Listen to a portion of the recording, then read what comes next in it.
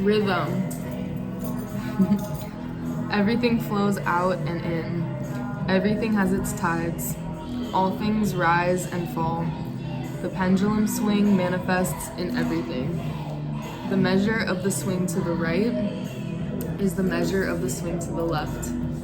Rhythm compensates.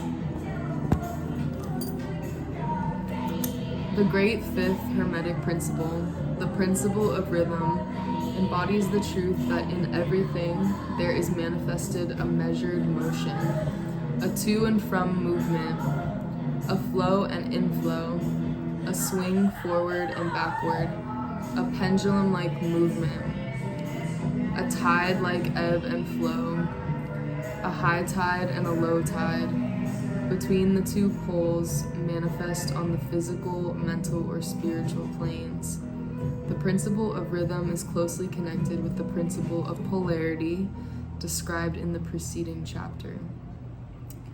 Rhythm manifests between the two poles established by the principle of polarity.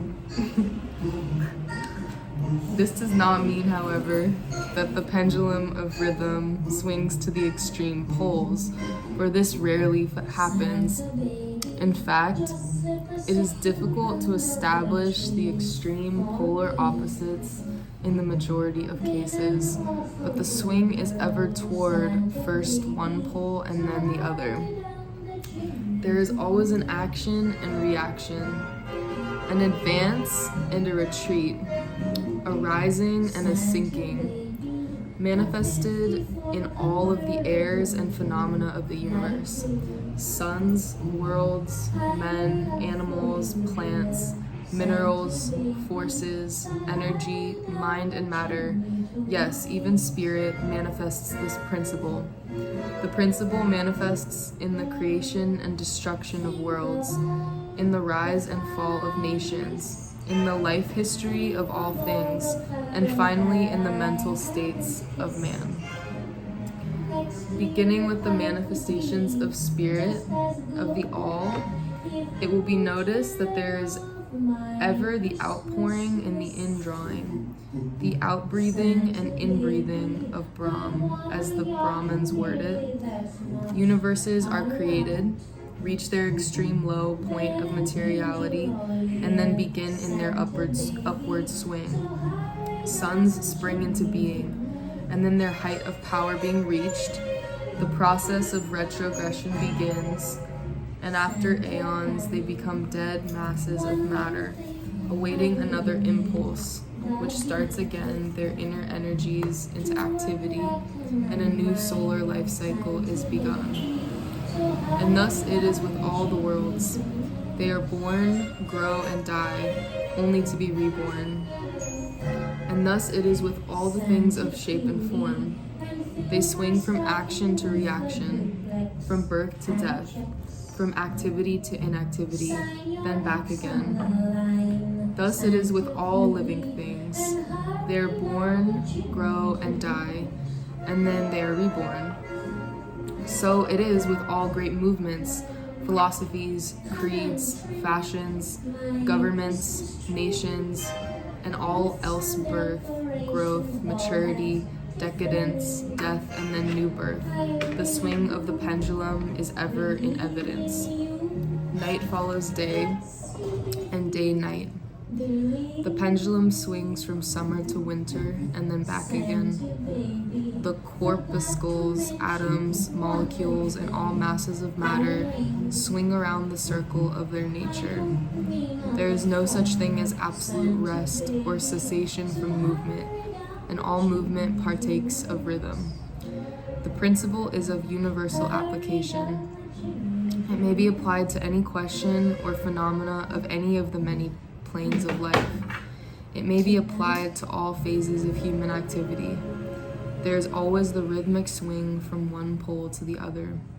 The universal pendulum is ever in motion. The tides of life flow in and out according to law. The principle of rhythm is well understood by modern science and is considered a universal law as applied to material things. But the Hermetists carry the principle much further and know that its manifestations and influence extend to the mental activities of man, and that it accounts for the bewildering succession of moods, feelings, and other annoying and perplexing changes that we notice in ourselves. But the Hermetists, by studying the operations of this principle, have learned to escape some of its activities by transmutation. The Hermetic masters long since discovered that while the principle of rhythm was invariable and ever in evidence in mental phenomena, still there were two planes of its manifestation so far as mental phenomena are concerned. They discovered that there were two general planes of consciousness, the lower and the higher, the understanding of which fact enabled them to rise to the higher plane and thus escape the swing of the rhythmic pendulum, which manifested on the lower plane. In other words, the swing of the pendulum occurred on the unconscious plane, and the consciousness was not affected. This they call the law of neutralization. Its operations consist in the raising of the ego above the vibrations of the unconscious plane of mental activity, so that the negative swing of the pendulum is not manifested in consciousness, and therefore they are not affected. It is akin to rising above a thing and letting it pass beneath you. The Hermetic master or advanced student polarizes himself at the desired pole, and by a process akin to refusing to participate in the backward swing, or if you prefer, a denial of its influence over him, he stands firm in his polarized position and allows the mental pendulum to swing back along the unconscious plane. All individuals who have attained any degree of self-mastery accomplish this, more or less unknowingly, and by refusing to allow their moods and negative mental states to affect them, they apply the law of neutralization. The master, however, carries this to a much higher degree of proficiency, and by the use of his will, he attains a degree of poise and mental firmness almost impossible of belief on the part of those who allow themselves to be swung backward and forward by the mental pendulum of moods and feelings. The importance of this will be appreciated by any thinking person who realizes what creatures of moods, feelings, and emotion the majority of people are, and how little mastery of themselves they manifest. If you will stop and consider a moment, you will realize how much these swings of rhythm have affected you in your life, how a period of enthusiasm has been invariably followed by an opposite feeling and mood of depression. Likewise, your moods and periods of courage have been succeeded by equal moods of fear, and so it has ever been with the majority of persons. Tides of feeling have ever risen and fallen with them, but they have never suspected the cause or reason of the mental phenomena. An understanding of the workings of this principle will give one the key to the mastery of these rhythmic swings of feeling, and will enable him to know himself better and to avoid being carried away by these inflows and outflows. The will is superior to the conscious manifestation of this principle, although the principle itself can never be destroyed. We may escape its effects, but the principle operates nevertheless. The pendulum ever swings, although we may escape being carried along with it. There are other features of the operation of this principle of rhythm, of which we wish to speak at this point. There comes into its operations that which is known as the law of compensation. One of the definitions or meanings of the word compensate is to counterbalance, which is the sense in which the Hermetists use the term. It is this law of compensation to which the Kybalion refers when it says, The measure of the swing to the right is the measure of the swing to the left. Rhythm compensates. The law of compensation is that the swing in one direction determines the swing in the opposite direction or to the opposite pole. The one balances or counterbalances the other. On the physical plane, we may see many examples of this law. The pendulum of the clock swings a certain distance to the right and then an equal distance to the left. The seasons balance each other in the same way. The tides follow the same law, and the same law is manifested in all the phenomena of rhythm. The pendulum, with a short swing in one direction, has but a short swing in the other, while the long swing to the right invariably means the long swing to the left. An object hurled upward to a certain height has an equal distance to traverse on its return. The force with which a projectile is sent upon a mile is reproduced when the projectile returns to the earth on its return journey. This law is constant on the physical plane, as reference to the standard authorities will show.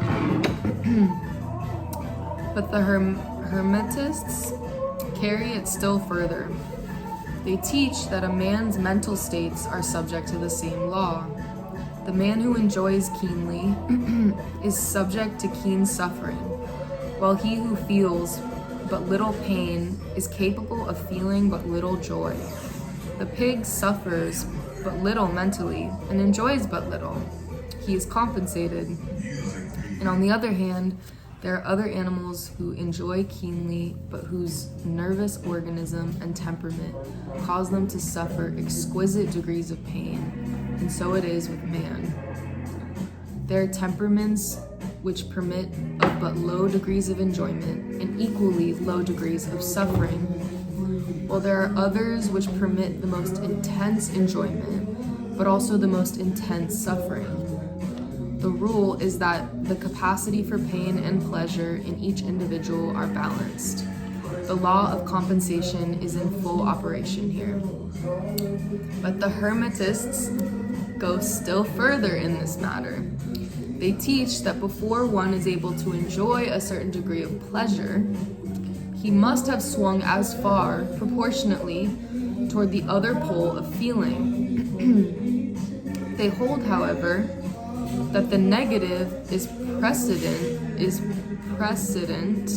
to the positive in this matter.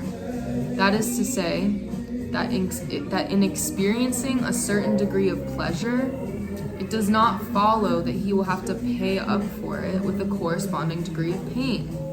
On the contrary, the pleasure is the rhythmic swing, according to the law of compensation, for a degree of pain previously experienced either in the present life or in a previous incarnation. This throws a new light on the problem of pain. The Hermetists regard the chain of lives as continuous and as forming a part of one life of the individual, so that in consequence, the rhythmic swing is understood in this way, while it would be without meaning unless the truth of reincarnation is admitted. But the Hermetists claim that the master or advanced student is able, to a great degree, to escape the swing toward pain by the process of neutralization before mentioned. By rising onto the higher plane of the ego, much of the experience that comes to those dwelling on the lower plane is avoided and escaped. The law of compensation plays an important part in the lives of men and women. It would be noticed that one generally pays the price of anything he possesses or lacks. If he has one thing, he lacks another. The balance is struck. No one can keep his penny and have the bit of cake at the same time. Everything has its pleasant and unpleasant sides. The things that one gains are always paid for by the things that one loses. The rich possess much that the poor lack, while the poor often possess things that are beyond the reach of the rich. The millionaire may have the inclination toward feasting and the wealth wherewith to secure all the dainties and luxuries of the table, while he lacks the appetite to enjoy the same. Ooh. He envies the appetite and digestion of the laborer who lacks the wealth and inclinations of the millionaire, and who gets more pleasure from his plain food than the millionaire could obtain, even if his appetite were not jaded, nor his digestion ruined. For the wants, habits, and inclinations differ, and so it is through life. The law of compensation is ever in operation, striving to balance and counterbalance, and always succeeding in time, even though several lives may be required for the return swing of the pendulum of rhythm.